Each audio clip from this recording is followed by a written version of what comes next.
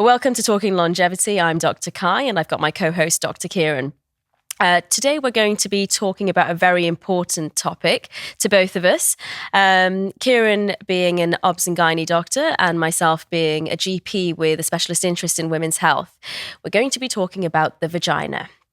So, Kieran, what are we talking about today? We're going to start off with talking about a word that I absolutely hate, vaginal atrophy, although the name has changed now.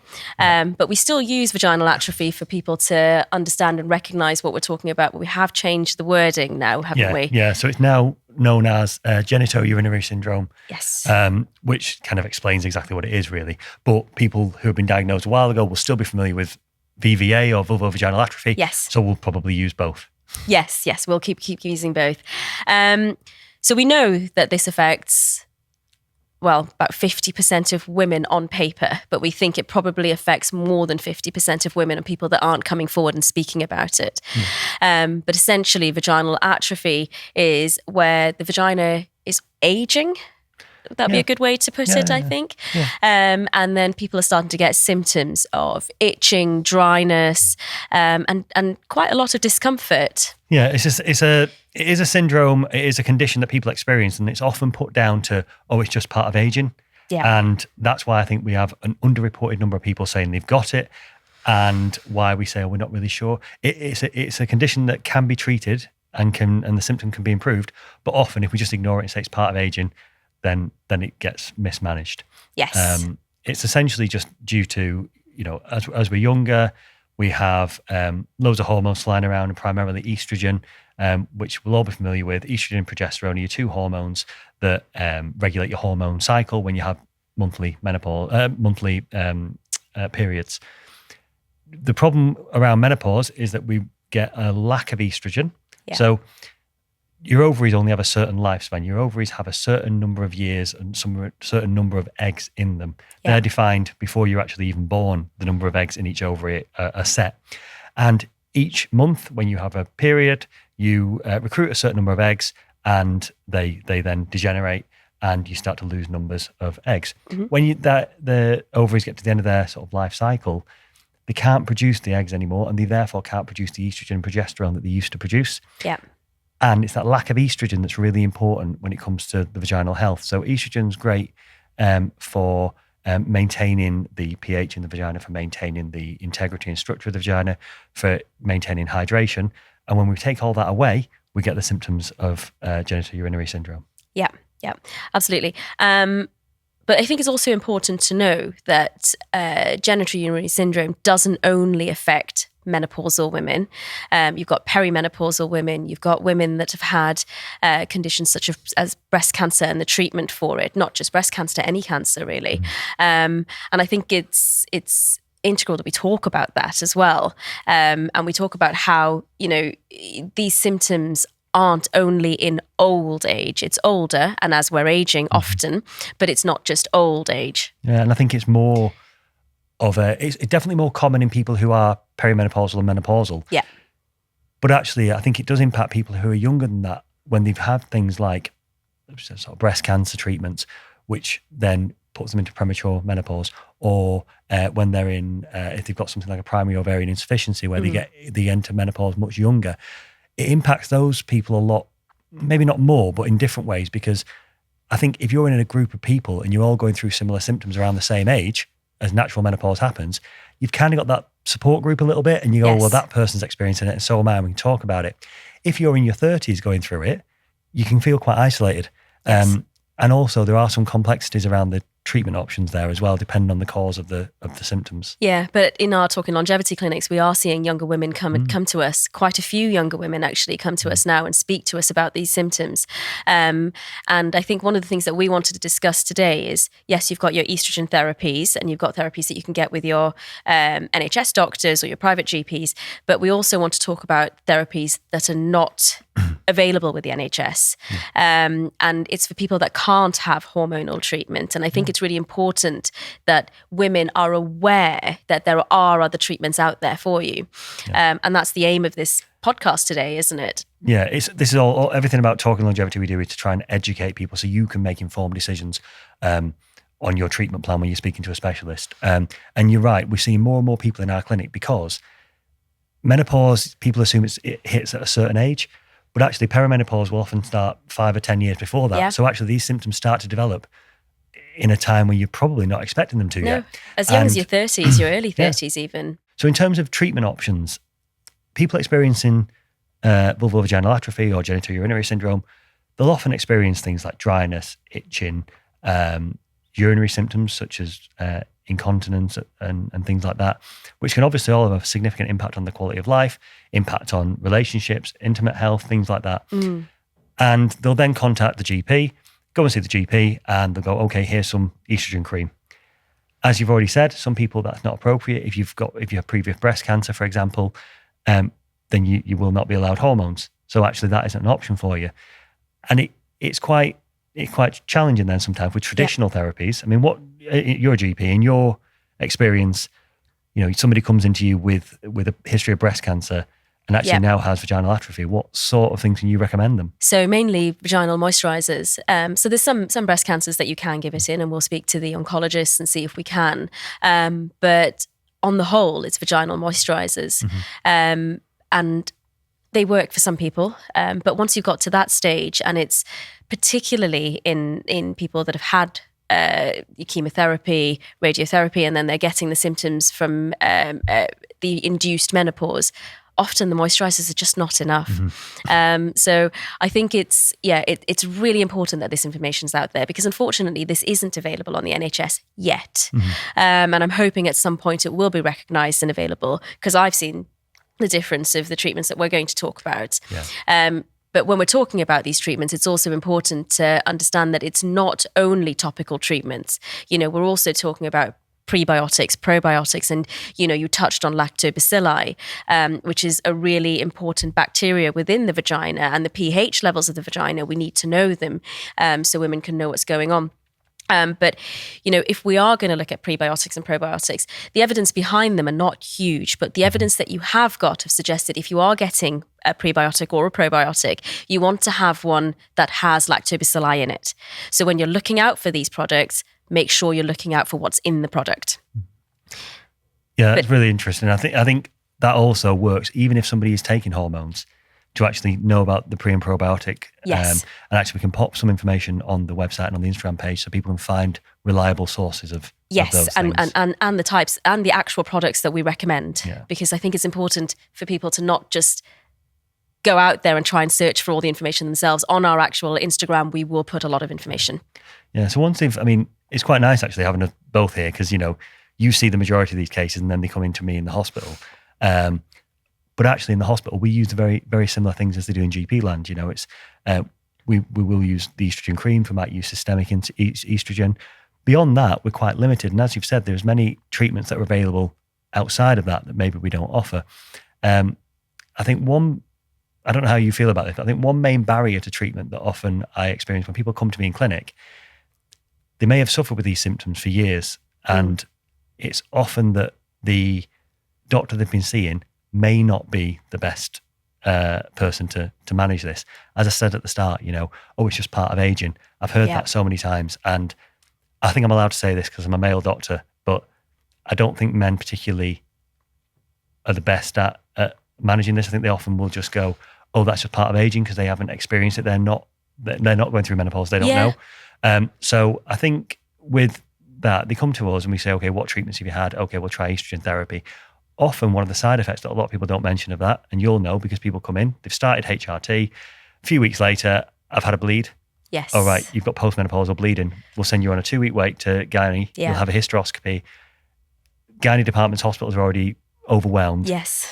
And actually, hormones are great for the right people, but some people may not want them or want to avoid any risks, and therefore we need to think about alternatives. So when we get our guest on later, we'll talk in more depth about certain treatments, but things like polynucleotide injections for vaginal rejuvenation, things like the Caress Flow device, which we're going to talk about shortly, and CO2 laser as a regenerative treatment as well. Yeah, and you've got radiofrequency microneedling, and there's a lot of therapies out there. But I think you and I are quite keen on using treatments that are less invasive and have evidence that they work. Because I think even if that's the starting step, it's quite nice to be able to use treatments that don't hurt.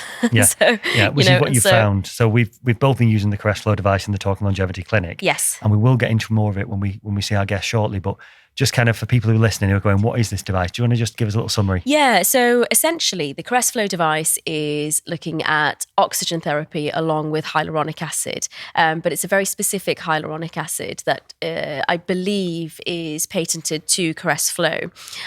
So it works by the regenerative effects of oxygen, just like it would in hyperbaric chambers. And you've seen how oxygen can help with wound healing, skin healing, everything. So that has a big effect. And then you've got the hyaluronic acid, and we know hyaluronic acid, if I can say it, hyaluronic acid has a great effect on the skin. It has a great effect within the vagina because it's hydrating. And the type of hyaluronic acid that's being used, I know Ian that's coming on will be talking about it in a lot more depth, but you've got 2 different molecular weights and that makes a big difference. So yeah, I think we will go into that in a bit more detail in the second half of the podcast. But for now, we're also going to talk about how, these treatments can help with conditions like chronic thrush. And I think that's a really big topic. Most women, by the time they're sort of 35 or 40, have experienced thrush at least once. And it's not nice. But most of the time, it'll go away with the correct treatments that you can get with your NHS GP and the antifungal treatments. But there's a big cohort of women that get recurrent thrush. And this does tend to happen as you're aging as well. And when I talk about recurrent thrush, I'm talking about more than, 4 or more a year. And that's not a fun experience. And I think when I say 4 or more a year, that's still quite a conservative amount. You get women that get significantly more than that. I think often they never quite get rid of it. I think that's what tends to happen. Yeah. You sort of never go through a time when you haven't got it. You just have, it's really bad at the minute, it's less bad at the minute. Yes. And we're giving these people oral antifungals and they're on it long term. And any systemic medication has its effect, but our oral antifungals can affect the liver. Yeah. It can affect all sorts of things, and often it doesn't work enough. No. And I think I'm really excited about the treatment we're going to talk about with the Caress Flow because I have seen it work in chronic thrush. Significant improvements. I've had women that have had thrush, I'm talking twice a month, more sometimes, and they've had 3 or 4 months after treatment so far that I've done it, and they've had no thrush. Yeah, it's fantastic. There's, the Caress Flow device, when anybody introduces something new, people tend to be a little bit skeptical of it. Like, I'm not sure about that. Actually, there's lots of clinical evidence for it. And, one of the study or accumulation of studies have basically shown that you were just saying how the medications don't always work well. With Caress Flow, people who've been diagnosed with chronic thrush, who are suffering with this pretty much all the time. Yeah. After 3 months following the treatment, 94% of them are asymptomatic. Yes. And then followed up long term, it's around 83% remain asymptomatic without any further intervention. For about a year. And then we just do the top up once a year, which is, it works really, really well. Yeah. And we can't ignore lichen sclerosis. That's a big topic. And I know you have quite a lot of experience as a gynecologist in lichen sclerosis. And I think what we were talking about earlier is how people are often not diagnosed with it. It's an odd condition. It's basically a chronic autoimmune condition that affects the vulva, and it causes dryness, irritation, and sort of a white scaling of the skin. Yeah. As well as it being uncomfortable for people, it can also have an impact on intimate health again. But also more important than that possibly is that there is a slight risk associated with cancers. So having lichen sclerosis puts you at about 4 or 5% increased risk of developing vulval cancer. Yeah. So it's something you don't want to miss, but often it's not maybe best diagnosed. And when it is diagnosed, your treatment options are limited. So traditional treatments that we still use now in the gynae clinic are your steroids to kind of reduce that inflammation. Yeah.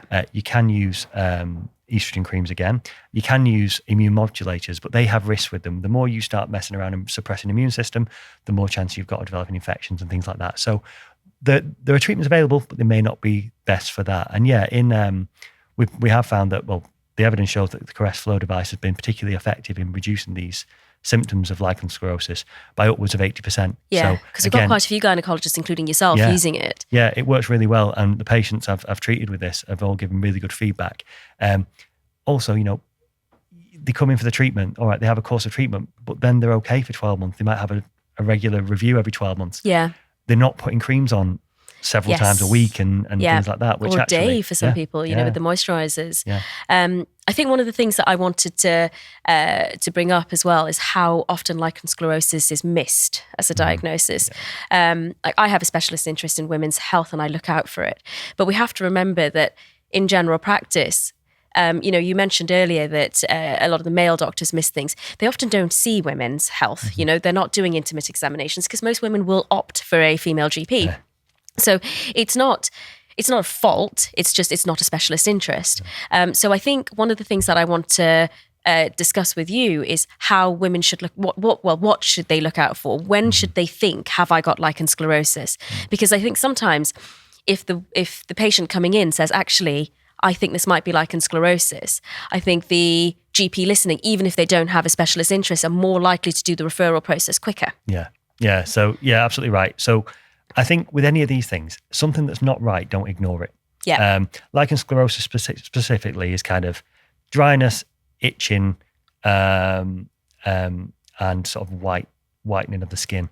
Or any changes to the skin, isn't it? It can be very subtle, but I think don't ignore any changes. Any changes you notice, go and see the GP and say, this isn't right for me. They can refer you on if they're unsure, see a gynecologist, get a skin biopsy. Yeah. I think the main thing we need to remember is that it's about not be embarrassed about these conditions.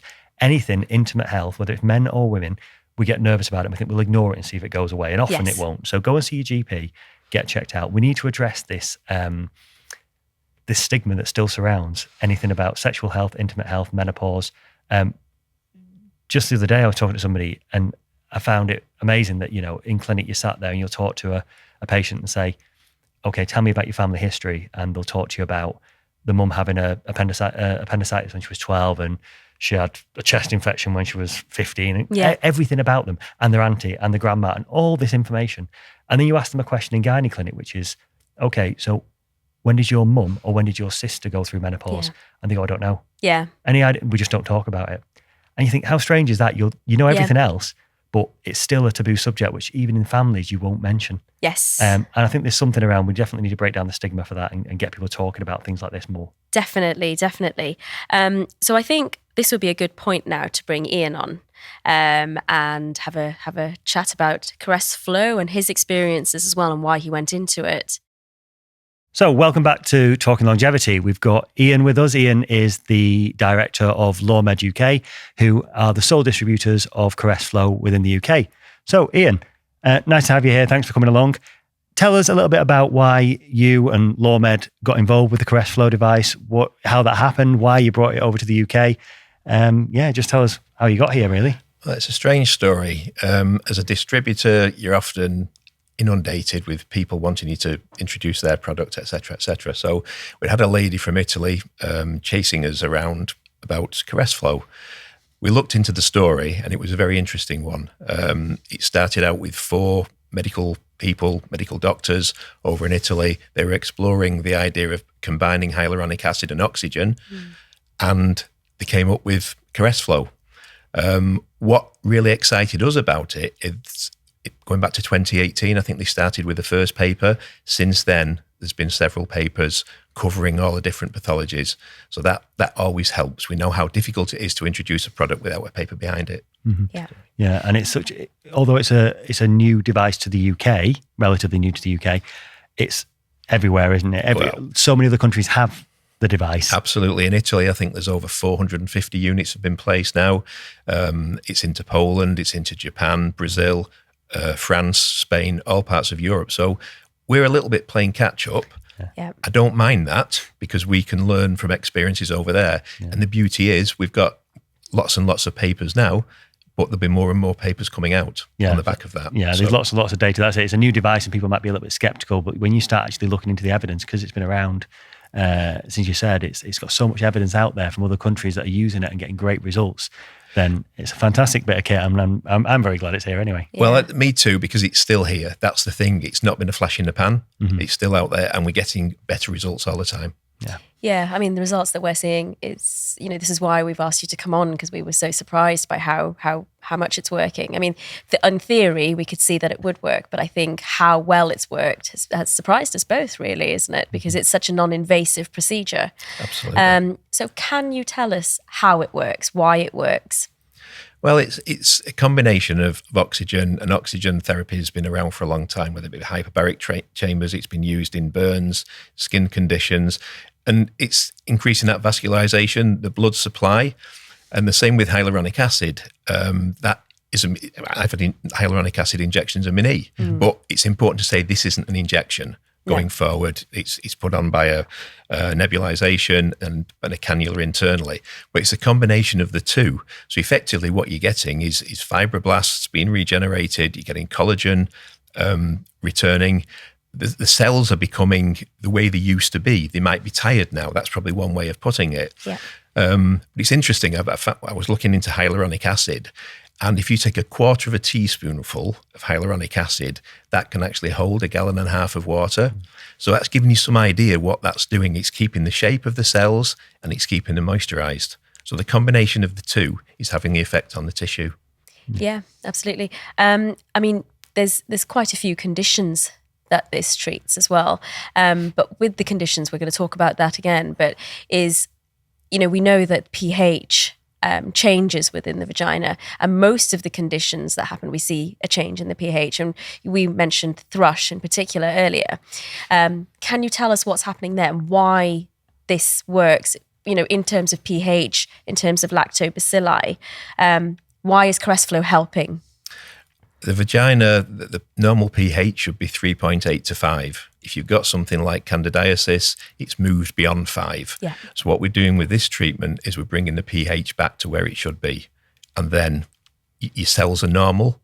And then other things, once the cells are normal, once your pH is back to normal, then other things can have the effect. But that's what the combination of Caress Flow is doing. Yeah, and the candida doesn't thrive well in the lower pH. So. No, not at all. And the results with candida, even going back to the very start of this, I was stood in a chemist one morning waiting for a prescription. 3 people came in and asked for Canesten while I was there. I think there must be something in this candidiasis. I didn't realise how much of a problem it is. Yeah. But it is, but this is great for it. It really is great. Yeah, it works really well. And the other thing with it is the oxygen itself actually has an impact. So when people end up with infections, particularly things like bacterial vaginosis, that's a bacteria that really likes a low oxygen environment. So it thrives in a low oxygen environment. If you are using Caress Flow, which is delivering high concentration oxygen to the tissues, it's more difficult for bacteria like that to live in that environment. Yeah, yeah.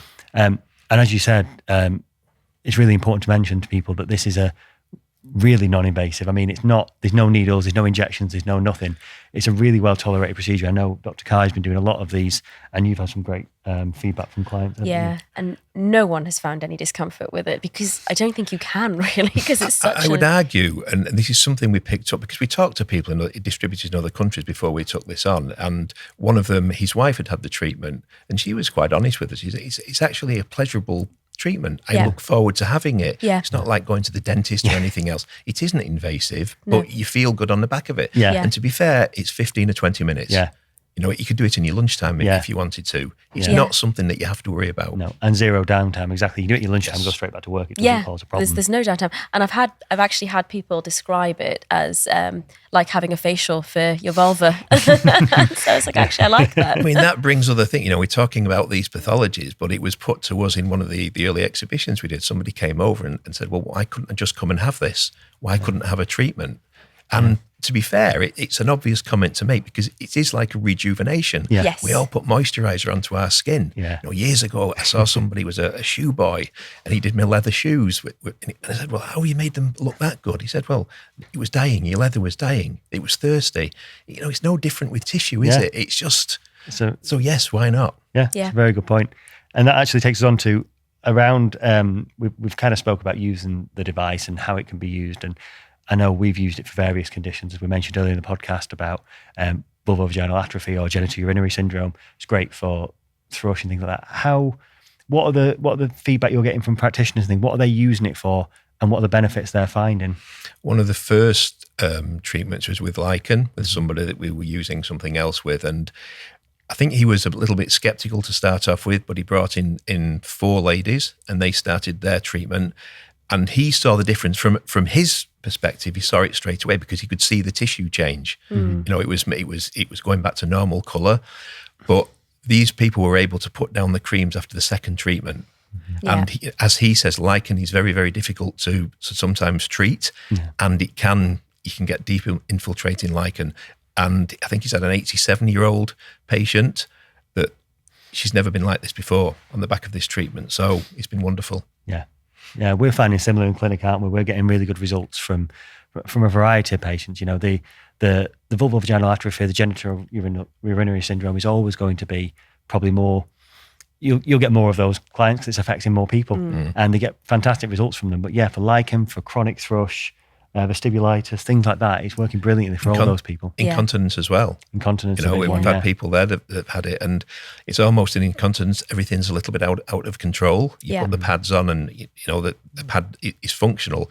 But after you've had this treatment, it's almost as though I'm aware of what's going on down there now, and people have been able to throw away the pads. Yeah, because that's the problem with it. Incontinence, as we know, is either, you know, there are medications that work for some people, depending on the type of incontinence.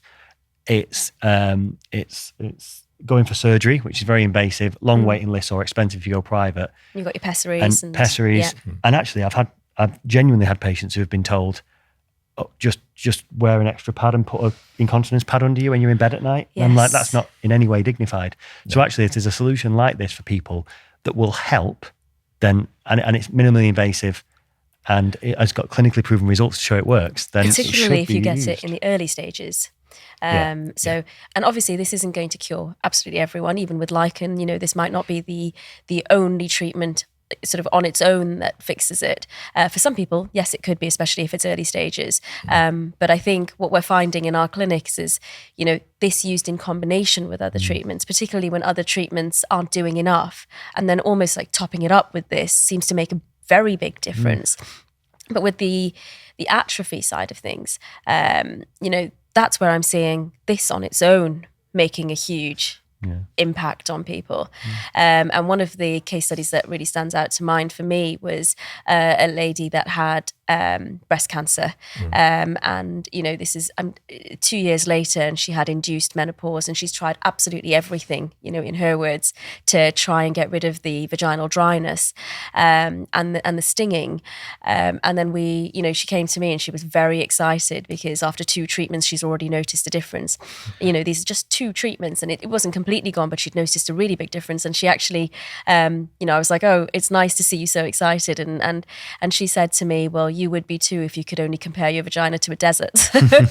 So, you know, it makes a big impact. And so it does. And that's an interesting one, because that's a study that's been done on breast cancer patients.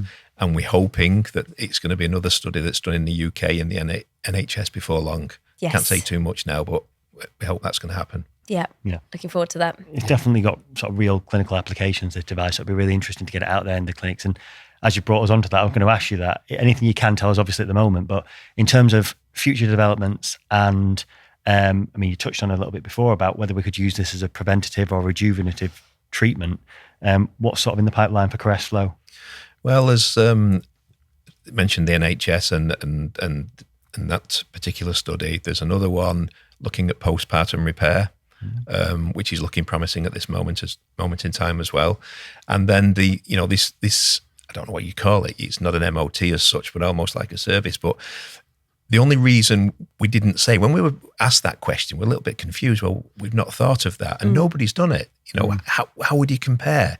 So if somebody came along and said, right, I'd like 5 treatments, it would be very interesting to get the feedback after the 5 treatments. Yeah. You know, you would expect it's going to have an effect, a positive effect, because it is everywhere else. Even just preventative. I mean, we both started off NHS, then we kind of done NHS and aesthetics. And, you know, aesthetics now has been moving more and more towards preventative. So rather than wait until someone's got wrinkles to start giving them Botox, you start early on to prevent them forming in the first place, which gives you a better result and a more long-lasting result.